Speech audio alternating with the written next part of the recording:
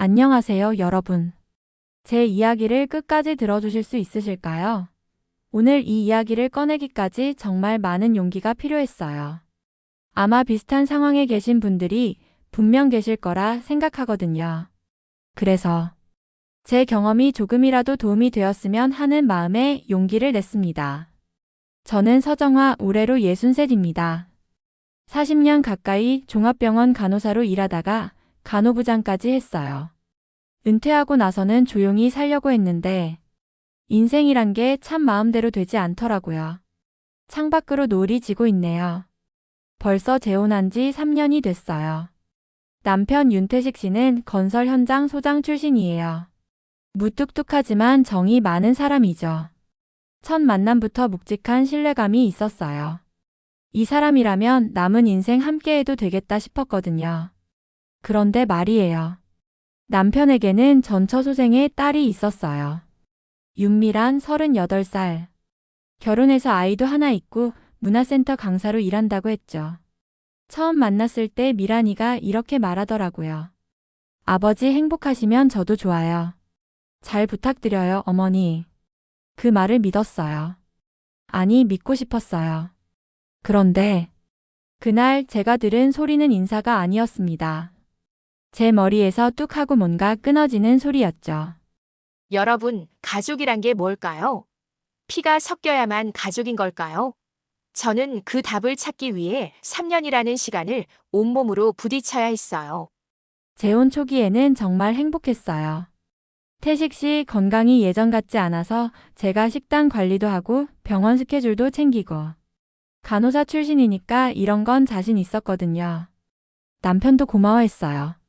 정화 씨 덕분에 살 것 같아. 그 말 한마디에 저는 더 열심히 했어요. 약 챙기고 반찬 만들고 집 안 정리하고 뭐든 정성껏 했죠. 그리고 한 가지 습관이 있었어요. 간호부장 시절부터 몸에 밴 거예요. 남편 약봉투 정리하면서 보험 수익자가 누구인지, 자동이체는 어디로 나가는지 다 메모해뒀어요. 이게 나중에, 이건 나중에 말씀드릴게요. 주말마다 미란이네 가족이 왔어요. 사위 최도윤 씨는 40인데 성격이 좀 소심하더라고요. 갈등이 생기면 항상 피하는 타입. 그리고 손자 서준이 7살짜리 개구쟁이. 처음엔 다들 잘 지내는 것 같았어요. 미란이가 올 때마다 화려한 옷을 입고 왔는데 손목에는 꼭 명품 시계가 빛나더라고요. 문화센터 강사 수입이 괜찮은가 보다 싶었죠. 한 번은 미란이가 전화를 받으면서 부엌으로 가더라고요. 제가 지나가다 들었어요. 이번 달만 막아줘. 다음 달에 정리할게. 이상하다 싶었지만 그때만 해도 대수롭지 않게 넘겼어요. 누구나 잠깐 힘들 때가 있으니까요. 이때만 해도 몰랐어요. 그 이번 달만이 얼마나 자주 반복되고 있었는지, 그리고 그 돈이 어디서 나오고 있었는지. 여러분, 사람을 믿는다는 건 좋은 거예요. 하지만 눈을 감고 믿으면 안 되더라고요. 저처럼요. 문제는 작은 것부터 시작됐어요. 어느 주말 미란이네가 또 왔어요. 저는 남편 건강을 생각해서 기름기 쏙 뺀 갈비찜을 준비했거든요. 몇 시간 동안 공들여서요. 그런데 미란이가 밥상을 보더니 이렇게 말하더라고요. 아버지 식단은 이런 기름진 거 드시면 안 돼요. 병원 다니셨다면서요? 그래서 기름은 다 걷어냈단다. 그러니까 구식이라는 거예요. 구식이라니요? 40년 경력의 간호사가 식단 관리를 모를 리가요. 하지만 참았어요. 가족이니까요. 그런데 손자 서준이가 문제였어요. 그 아이는 태블릿에 중독돼서 밥 먹을 때도 손에서 안 놓더라고요. 밥상머리 예절 같은 건 아예 없었어요. 제가 조심스럽게 말했어요. 서준아, 밥 먹을 때는 태블릿 내려놓자. 할아버지가 맛있는 것도 많이 주실 거야. 그랬더니 이 아이가 갑자기 제 정강이를 걷어차는 거예요. 싫어. 할머니 아니잖아. 아팠어요. 몸도 마음도요. 저는 딱 한 번만 단호하게 말했어요. 서준아, 사람을 때리면 안 돼. 그건 할머니든 아니든 상관없이 절대 해서는 안 되는 거야. 그 순간 미란이가 폭발했어요. 감히 우리 애를 사람 때리면 안 된다고 가르치는 게 왜? 제 말이 끝나기도 전에 미란이가 제 머리채를 움켜쥐었어요. 손대지 마요. 당신은 우리 가족 아니잖아. 접시가 깨지고 아이는 울고 난리가 났어요. 남편은요? 놀라서 말리기는 했지만 제대로 저를 보호해주지 못했어요. 그냥 그만해, 그만하라고 만 반복했죠. 그 손이 제 머리카락을 움켜쥐는 순간 알았어요. 이건 가정불화가 아니라 전쟁이라는 걸. 상처보다 더 아팠던 건 남편의 침묵이었어요. 미란이네가 돌아간 뒤에도 남편은 아무 말이 없었거든요. 여러분, 진짜 외로움이 뭔지 아세요? 옆에 사람이 있는데도 혼자인 것 같은 느낌. 그게 가장 무서운 외로움이에요. 그날 밤 저는 울지 않았어요. 대신 사진을 찍었어요. 머리카락 뜯긴 자리, 멍든 팔. 시간이 나오게 촬영했죠. 간호부장 40년 경력이 그냥 나온 게 아니에요. 기록이 사람을 살린다는 걸 누구보다 잘 알거든요. 다음 날 조용히 병원에 가서 진료 기록도 받아뒀어요. 그리고 남편 통장을 확인했어요. 가슴이 철렁했어요. 매달 미란이네에게 생활비 지원이라는 이름으로 상당한 금액이 나가고 있었어요. 그것도 꾸준히. 저는 예전에 보험 관련 업무를 도와주셨던 분을 떠올렸어요. 박성재 씨, 손해사 정사 겸 보험조사 경력이 있는 분이었거든요. 합법적인 범위 내에서 자료 정리와 정황 검증을 도와줄 수 있는 분이었죠. 박 씨가 도와준 결과는 충격적이었어요. 미란이 명예카드론 현금 서비스가 어마어마했어요. 심지어 남편 태식 씨 명의로 대출을 시도한 흔적도 있었고요.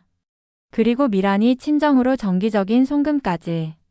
그런데 아이러니하게도요. 미란이 SNS에는 해외여행 사진, 명품 가방 사진, 호텔 라운지 사진이 가득했어요. 공개된 태그랑 날짜를 확인해 봤더니 지원금 나간 날과 명품 결제일, 호텔 라운지 사진 업로드 날짜가 딱딱 겹치더라고요. 이 집은 정으로 굴러가지만 정으로 무너져. 혼잣말처럼 중얼거렸어요.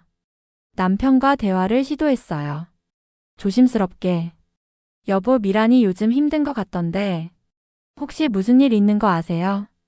그냥 아이 키우느라 돈이 많이 들어. 내가 좀 도와주고 있어. 그게 얼마나요? 남편은 대답하지 않았어요. 그 침묵이 답이었죠. 그 시간이 제 인생에서 가장 어두웠어요. 새벽에 혼자 깨어 천장을 바라보며 생각했죠. 내가 왜 여기 있는 거지? 이 집에서 나는 뭐지? 피 한 방울 안 섞인 가족. 그게 저였어요. 여러분, 참는 게 미덕이라고 배웠잖아요. 특히 우리 세대는요. 그런데 말이에요. 참는 것과 당하는 건 달라요. 그걸 깨닫는데 너무 오래 걸렸어요. 결정적인 순간이 왔어요. 남편 명의로 또 다른 대출이 시도된 흔적을 발견한 거예요. 이번엔 집을 담보로. 더 이상은 안 됐어요. 저는 행동에 나섰어요. 먼저 남편 지인이었던 정경호 변호사님께 상담을 요청했어요. 민사 가사 전문이셨거든요. 말투는 냉정하지만 실력은 확실한 분. 남편분을 보호하시려면 지금 바로 조치를 취하셔야 합니다. 보험 수익자 변경, 자동이체 중단, 필요하면 후견이나 재산 위임도 고려하셔야 해요. 남편에게 모든 걸 보여줬어요. 통장 내역, 카드 빚, 대출 시도 기록. 여보, 이게 미란이가 한 거예요. 남편은 한참을 말이 없었어요. 그러다 이렇게 말했죠. 그래도 내 딸인데. 눈물이 왈칵 쏟아졌어요. 화가 나서가 아니라 너무 답답해서요. 딸이면 아버지 머리 위에 빚을 올려놓아도 돼요. 그 한마디에 남편이 고개를 떨궜어요. 우리는 함께 결정했어요. 보험 수익자를 변경하고 자동이체를 중단했어요. 합법적인 범위 내에서요. 그리고 저는 한 가지 더 했어요. 사위 도윤 씨를 따로 만났어요.